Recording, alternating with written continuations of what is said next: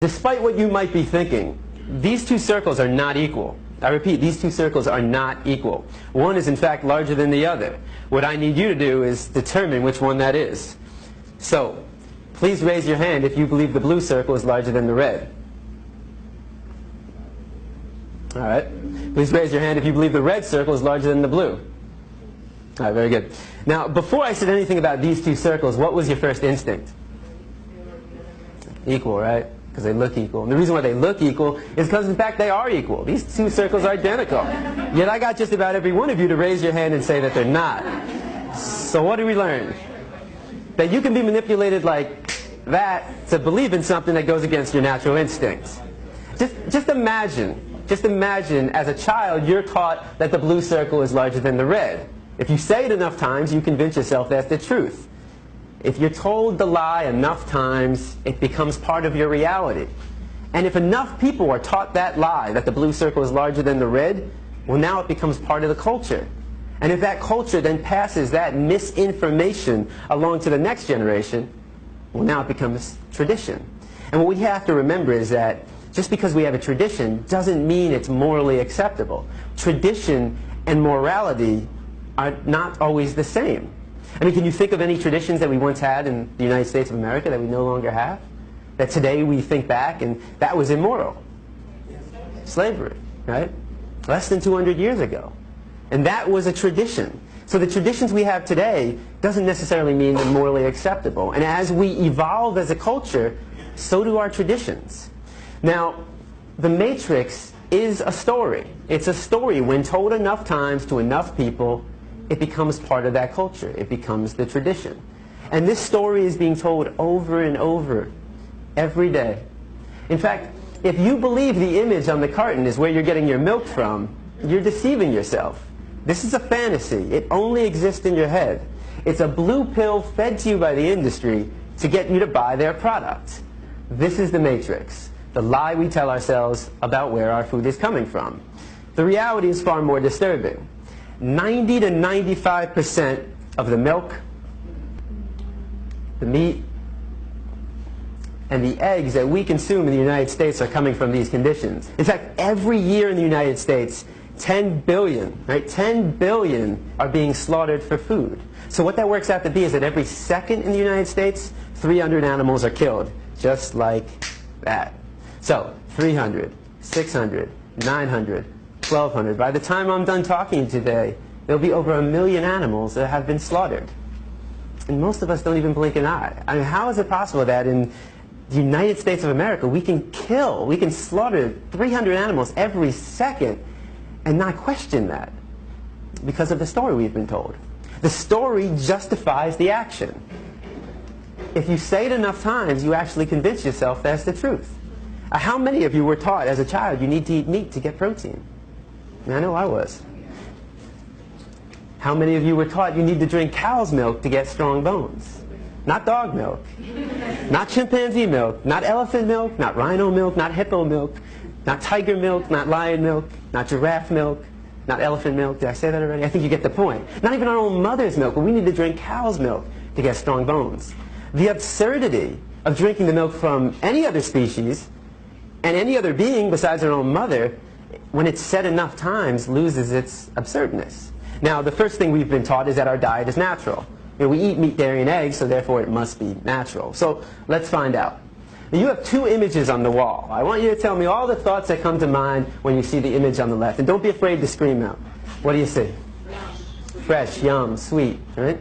If I come into the room with a basket of strawberries, how many of your mouth starts to salivate? Your mouth starts to water? If I take a strawberry and I put it under your nose, what do you smell? If I take a knife and I slice that strawberry in half and put that under your nose, now what do you smell? Notice how all the sensations remain the same. You see a strawberry and it looks like a strawberry. You smell a strawberry and it smells like a strawberry. And you take a bite out of a strawberry and surprise, surprise, it tastes like a strawberry. Exactly, it's a strawberry. But what thoughts come to mind when you see the image on the right? Cute.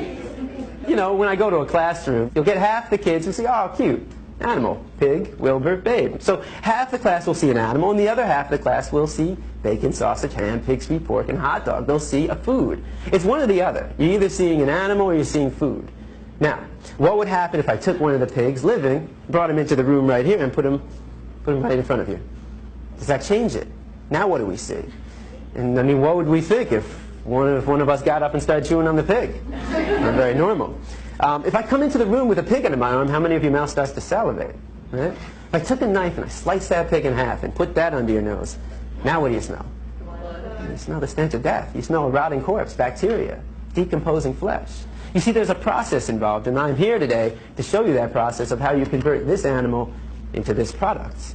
Why should it be kept a secret? Why should we not know what we're participating in and what we're putting in our body? Now, let's make the situation slightly more realistic.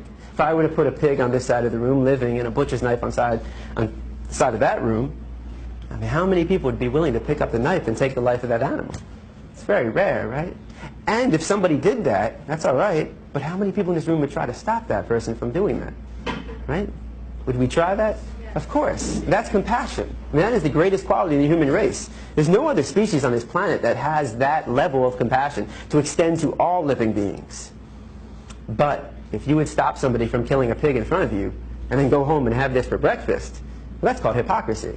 You know, just because it comes in a nice, neat package all dressed up in your supermarket, just because you didn't take the knife and shove it through their jugular, just because you didn't get blood on your clothes, and just because you didn't hear their screams doesn't mean you didn't participate in the killing.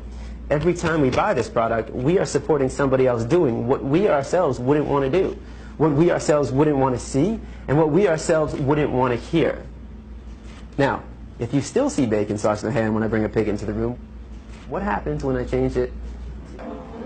Ah, right? It's the common response. Now, I've never heard anybody say yum. Nobody ever sees dog feet, hot dog. So, why not? Why don't we see a food? We've been accustomed to view this animal as our pet. The cultural story for us is, this is your pet. In another culture, certain parts of the world, they eat cats and dogs. That's their culture. That's their story they've been told. And how do we feel about that? A lot of people think it's disgusting. Right? I imagine every one of you probably thinks it's disgusting to eat a dog. Why would it be disgusting to eat this animal and not disgusting to eat this animal?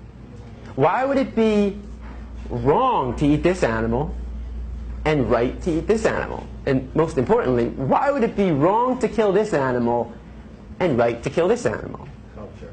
It's culture. It's the story. It's the matrix that we've been told. But culture is just a story. That's all it is. It's just make-believe.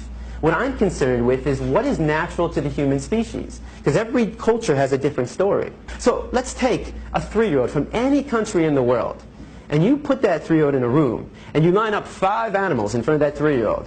A pig, a dog, a cow, a cat, and a chicken. Do you think the 3-year-old is going to know which one to eat and which one to pet? What's the 3-year-old most likely going to do, or try to do? Play with them all. He's going to try to play with them all. The 3-year-old has to be taught, no, no, no, no. Don't play with him. Eat him. Play with him. Pet him. That's what we were taught. We didn't choose our diet. Our diet is a learned behavior. We were raised to perceive this animal as your pet and this animal as your food. If you don't walk outside right now and you saw somebody taking a baseball bat to a dog's head, what would you do?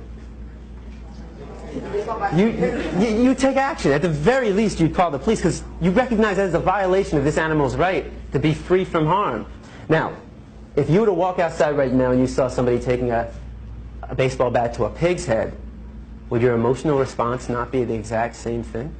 Of course. Because the question for you is, what's the difference? What's the difference between the two? Right? Is there a difference? You might think one is cuter than the other. But that says more about you than anything about these two animals. A lot of kids will say, well, the nose looks different. I say, but they both got a nose to smell. Some kids will say, well, he's got hooves and he's got paws. I say they both got feet to walk and run. Some kids say, well, his ears are going up and his ears are flappy. They both got 2 ears to hear. They both got 2 eyes to see. They both got a heart to beat and a mind to think.